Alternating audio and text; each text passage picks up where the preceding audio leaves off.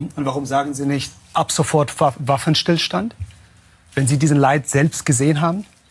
Weil um dieses Leid zu lindern, um möglichst dafür zu sorgen, dass insbesondere jetzt in Gaza die Menschen mit dem Nötigsten versorgt werden können, mit Wasser, mit Lebensmitteln, dann hilft es eben nicht einfach aus dem Impuls heraus, die Waffen müssen schweigen zu sagen, weil das ist nicht Aufgabe von Politik. This is my video update from Athens, Greece on this Friday afternoon, November the 24th. Let's talk about some news. And let's start things off with the stabbing of 5 people yesterday in Dublin, Ireland, including children. And this led to protests. People got out onto the streets, and people were obviously angered and outraged at what had happened in Ireland. And this led to the arrest of 34 people. And the mainstream media, they are running with the narrative that the people that went out onto the streets were those of the far right ideology. CNN, the title of their article is "Violent Clashes Erupt in Dublin After Stabbing of 5 People as Police Blame Far-Right Ideology." Now, I believe one of the victims is a 5 or an 8-year-old girl who's in critical condition. I believe 2 or 3 children were actually stabbed during this crime, this event. And the hero of all of this was a Brazilian food delivery guy. And from what I read, he saw what was going on, and he took off his helmet, and he used his helmet as a weapon to stop and eventually subdue the attacker. Now, the rumor, and this is not confirmed, or at least at the time of my recording of this video, I don't think this is confirmed, but the rumor was that the attacker was from Algeria, but that he had been living in Ireland for 20 years. Now, that's not 100%, so don't take this as fact. Maybe this is the case, but that is the rumor, and that was the rumor. And according to various reports, that was the reason, or one of the main reasons for people getting out onto the streets, because they're very upset at the government and at the EU for the migrant immigration policy that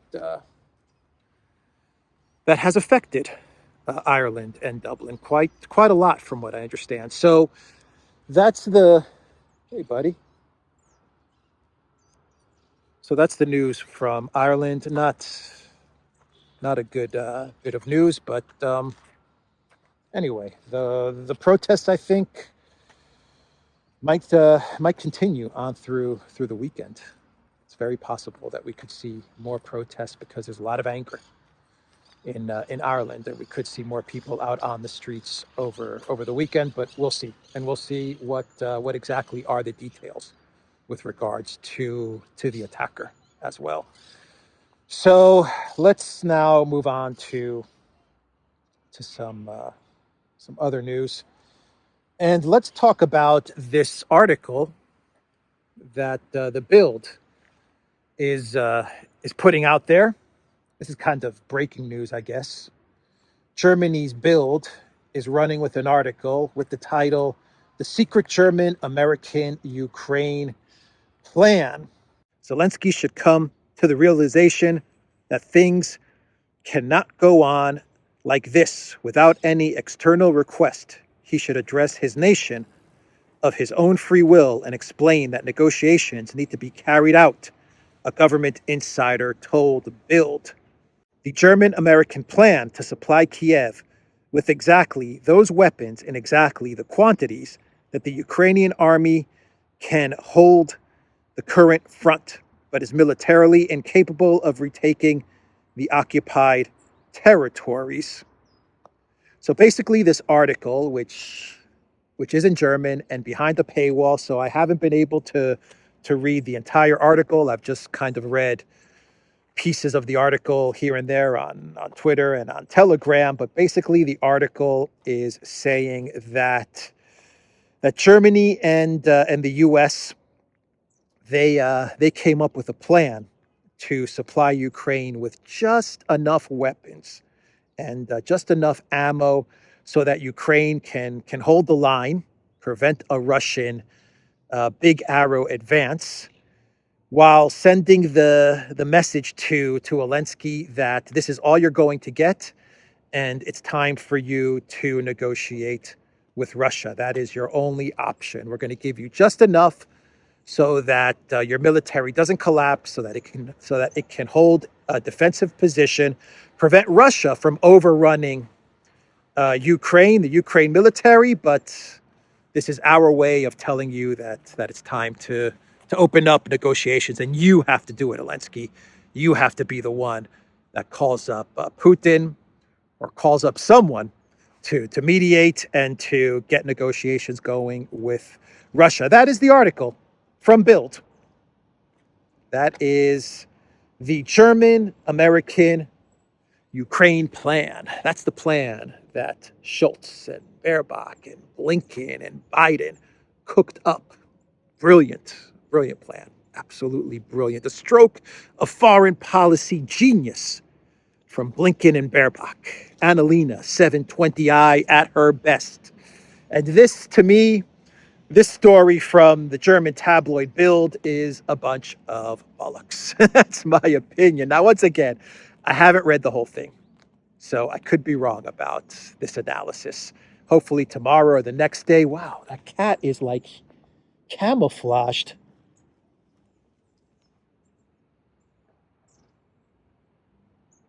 Cat was like camouflaged in the dirt over there. Just kind of watching me do the video. I got excited at the camouflage cat. Anyway, yeah, a bunch of bullocks, I think. Now, maybe tomorrow or the day after, when we can start to read this article in its entirety, maybe this analysis is going to be wrong. But from everything that I've read, including the snippet that I just read you now, come on, man. Come on now. They're making it seem like they have 50 million ammunition shells, right? 155 mm. They've got like 50 million shells just sitting there. And they have 1,000 tanks ready to be given to the Elensky regime. And they have missiles and drones and rockets and artillery vehicles, you name it. They have it all there, right? And they can produce whatever they want, no problem. But the Biden White House and Olaf Scholz, they want to get to a ceasefire, because that's just the way they are. And so they're going to use this little trick, this little plan of just giving Ukraine just enough to defend so that Elensky gets to the negotiating table. I think I read a snippet of this article which said that, according to Bild and according to this source, that if they were to give over these weapons, like the Biden White House or Germany were to really go at it with Russia and to really give Elensky everything they've got, then Ukraine would just be able to bulldoze right over the Russian military. But they don't want to do that. They don't want to do that. They want the ceasefire. They want peace. They want negotiations. Bollocks. No. This is a good piece of misinformation and propaganda. Misdirection, actually, is what this is. They know they're losing. They know they don't have any more weapons to give to Ukraine that will make a difference. At least they're running. Europe has been demilitarized. It can't produce the shells that Russia can produce. It can't produce the missiles that Russia can produce. It can't match Russia in anything militarily, unless NATO were to actually get involved, like NATO boots on the ground. And even then, the Russian military would probably take care of NATO as well. That's why NATO doesn't get involved. If NATO knew that they could defeat Russia, believe me, NATO would have jumped into Ukraine, but they know that they can't win. So that's why they haven't jumped into Ukraine. But either way, they don't have what's needed to fight this attrition war with Russia, and NATO is getting beaten very badly. And so this article is preparing a type of excuse. It's an off-ramp type of excuse. I really did have all the weapons, and if I gave them to Elensky, if I gave everything I had to Elensky, well, then it would have been game over for Putin if I wanted to do that. But, I don't want to do that. I'm Joe Biden. I'm Olaf Scholz. I don't want to do that. I want a ceasefire. I want peace, and I don't want to embarrass Putin. I want to defeat Russia. I don't want to see Russia's defeat militarily. I just want to see an end to this conflict, and I just want to see Ukraine hold the line. So, and we need Elensky to make the call, because Elensky has free will, right? He decides. Elensky decides. He's not a puppet. He's not a puppet. He decides. Come on, man. This is misinformation. I think this article is misinformation, and it's just trying to con the people into believing that they really didn't lose this war. If they really wanted to, they could have won. If they really wanted to. And Zelensky's not a puppet. He makes his own decisions. He's his own man. So we can't order him to call Putin, but we can put some pressure and nudge him, coerce him into calling Putin. Not true. Not true at all. Believe me, the collective West, they wanted to defeat Russia. They wanted to overthrow the government of Putin. They wanted to balkanize and break up Russia. That was their plan. That is their dream. That is their ultimate dream. Believe me, that's their ultimate dream. But they're starting to realize that they're not going to get there. So that was the article from Bild. I'm calling BS on this article. This is all a bunch of misdirection, and it's trying to paint the picture that the collective West really didn't lose this war. They really didn't lose this thing. If they wanted to, they could have won, but they didn't really want to win. They took it easy on Russia, right? Incredible stuff. We're getting more reports, by the way, more video evidence, actually, that women are in the trenches. They're on the front lines, like a lot of women for the Ukraine military are now fighting. And we're getting videos and photos, and the women have been sent to the front line in this conflict in Ukraine, and they're in the trenches, which is quite disturbing, if you ask me. Not a good sign for Ukraine, not a good sign for the Ukraine military. And then we have reports which say that NATO is trying to move towards some sort of a military Schengen. Now, I reported the other day that there is a document, according to Bloomberg, there's a document, it's in its early stages, but there's this plan floating around the halls of EU headquarters for the European Union to provide military security guarantees to Ukraine. And Hungary, Slovakia, they're against this. But there's this document which is calling for a slush fund to be created and guarantees indefinitely to be providing military assistance and money and aid to Ukraine via the European Union. And now we have a report which claims that NATO is trying to put together a military Schengen, which essentially means that just like you can travel freely in the Schengen area in the European Union, the same setup would be carried over to the movement of military personnel and hardware, tanks, vehicles, stuff like that. Because now, if military vehicles, if tanks move from Germany and they make their way down to Romania, then they need different permits and different regulations and stuff like that. And even the roads and the infrastructure may not be able to accommodate the German tanks. There's all kinds of differences from country to country in Europe. And so what NATO wants to do is they want to just standardize everything, and then they want all of the military stuff to just move freely throughout Europe, freely through the roads, the infrastructure, everything just moved freely, no permits, nothing. 100 tanks to Romania, move them. 100 tanks from Romania to Germany, move them over there. From Germany to the Netherlands, and from the Netherlands to Bulgaria, and from Greece to wherever. A military Schengen.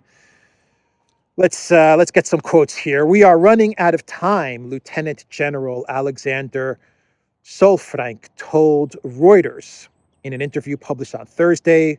"What we don't get done in peacetime won't be ready in case of a crisis or a war." Solfrank is in charge of NATO's Joint Support and Enabling Command, JSEC, a facility in the German town of Ulm that coordinates the movement of the bloc's men and material across the entire continent.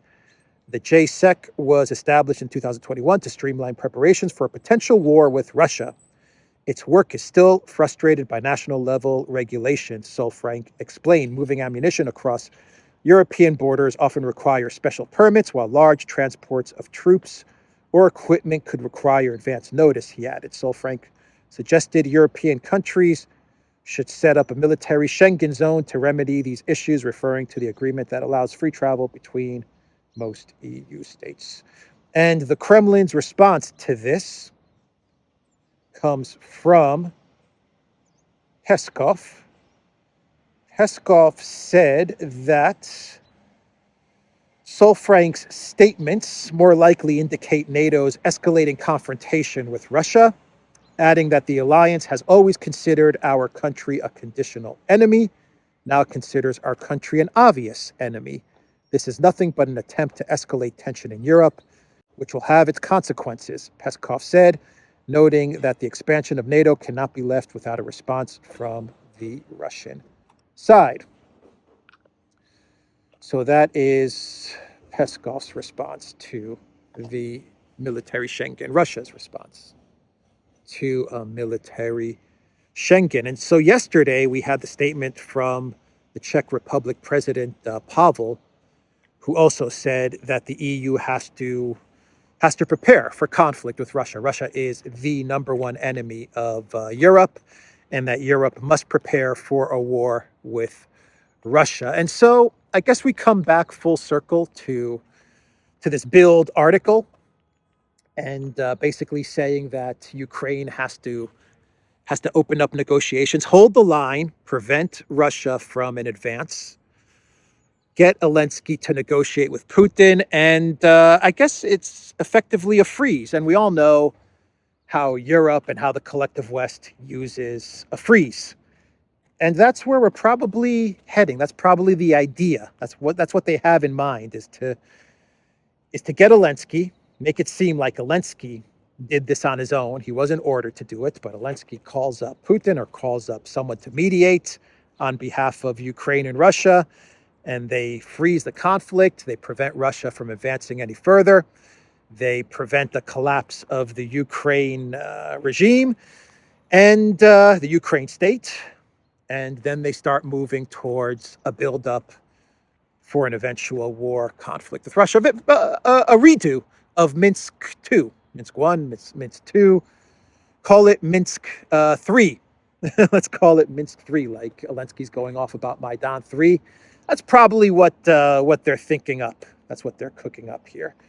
But Russia's onto them, and I don't think anyone is going to take the bait with a freeze, a type of freeze in the conflict, which will allow the collective West to build up Ukraine and to build up NATO in this area for an eventual conflict with Russia, an EU war with Russia. Anyway, that's the article from Bild. That's the plan from NATO. That's the response from Peskov. And where is all this money going to come from? Because we know that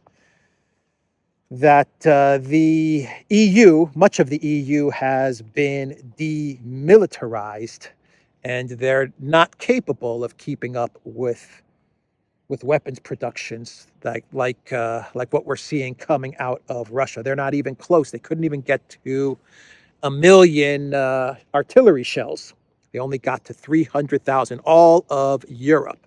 That's all they could produce. So we know that they can't produce the amount of weapons that Russia can produce, but what about the money?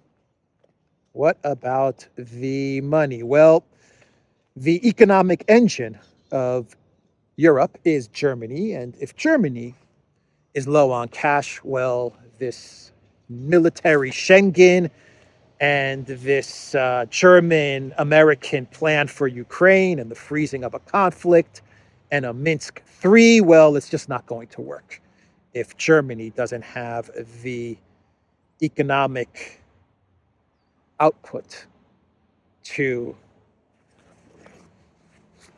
make this plan happen. And so you are getting a report from German media, Der Tagesspiegel, which is saying that Germany is running out of money for Ukraine aid. According to Der Tagesspiegel, despite the announcement of a new military aid package worth $1.3 billion, which 1.3 billion euros, which Defense Minister Boris Pistorius made that same day while on a visit to Kiev, there are question marks hanging over Germany's ability to fulfill its existing pledges, let alone provide more weapons. The media outlet pointed out that last Friday, the Bundestag Budget Committee postponed the decision on the 2024 draft budget. Chancellor Olaf Scholz's government found itself in a bind after a court prohibited it from repurposing 60 billion euros in unused funds left over from the COOF pandemic. Among the sections of the budget whose fate has been left in limbo are Berlin's plans to double military aid to Ukraine to 8 billion euros next year. Der Tagesspiegel quoted fiscal policymaker Ingo Gadeschens from the opposition Christian Democratic Union as warning that there are currently no certainty should the Ukraine aid also be boiled down as part of general retrenchment that would have catastrophic consequences. He predicted. The lawmaker explained that unless there was an increase in allocations for Ukraine military aid now, in the coming year, Germany would neither be able to send further aid to Ukraine nor proceed with the necessary replacement of delivered weapons systems. So basically, Germany doesn't have the money to fund Project Ukraine. It's that simple. They don't have the money to fund Project Ukraine. And they thought that they found 60 billion euros in leftover funds from the COOF. And what the very clever Olaf Scholz government was thinking of doing was taking those 60 billion euros that were meant for pandemic relief and stuff like that, and they were going to take that 60 billion and hand it over to Elensky. Instead of giving it to the German people, they were going to give it to Elensky. And a court stopped them from doing that. That's pretty much what's going on here. And without the 60 billion, without money to Ukraine, without finding extra money under the sofa cushions for Ukraine, according to this German lawmaker, it's not going to happen. Germany doesn't have the funds. They don't have the economic muscle to fund Ukraine. They just can't do it. So that's the situation there. And I think we can do a clown world now, and we can wrap this video up. By the way, The Guardian, they came out with an article which says that Russia's economy is growing 3 times faster than the Eurozone. Since we're talking about money, not only are the Russians defeating Europe when it comes to military output and production and stuff like that, but the Russians are also outperforming Europe 3 times as much when it comes to the growth of their economy. The Guardian, it says that Russia's economy is set to grow at 1.5%, while the Eurozone economy is going to grow by 0.5%, which I think is very generous.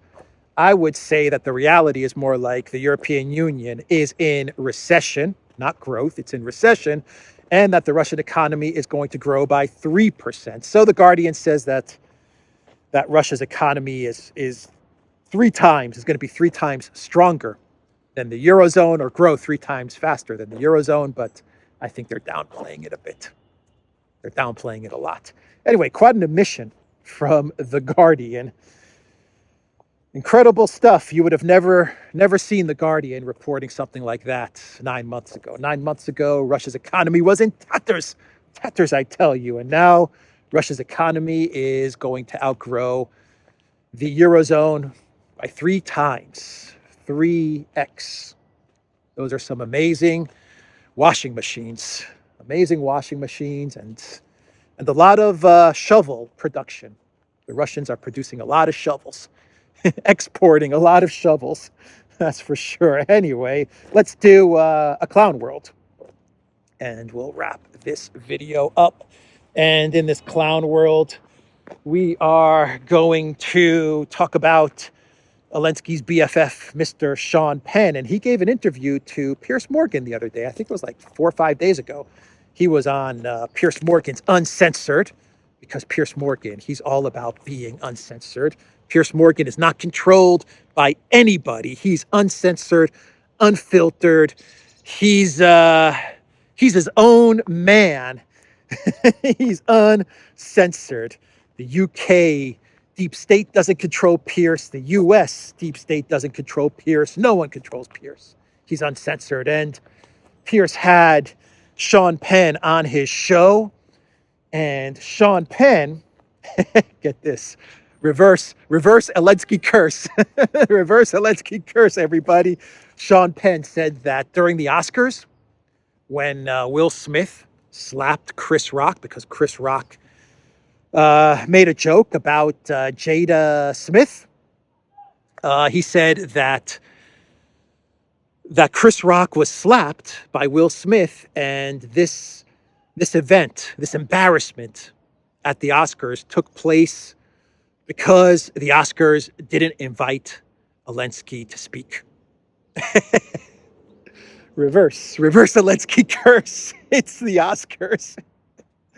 Let's see here from RTE. Sha Penn described the Will Smith Oscar slap as karma for the Academy, who chose not to allow the Ukrainian president to address the 2022 ceremony following Russia's invasion. Hollywood star Penn, who has won 2 Oscars awarded for Best Actor, said it was discouraging and a low moment for the leadership of the Academy when it did not invite former actor Elensky to present a message to the audience.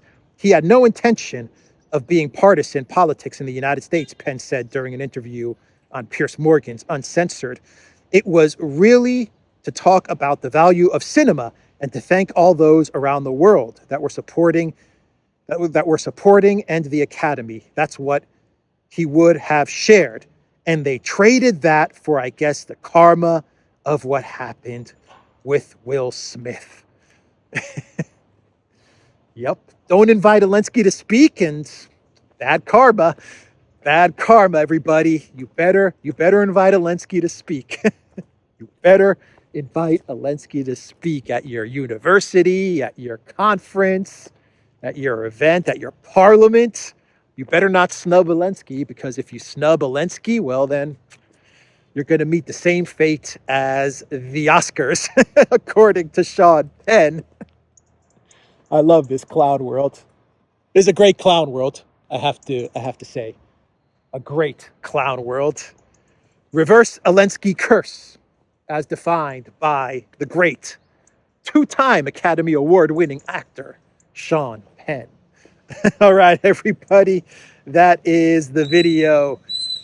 TheDuran.locals.com. We are on ODYSEE, BitChute, Rumble, Telegram, and Twitter X. And go to the Duran shop. 20% off. Use the code TheDuran20. Pick up a long sleeve t-shirt. Take care.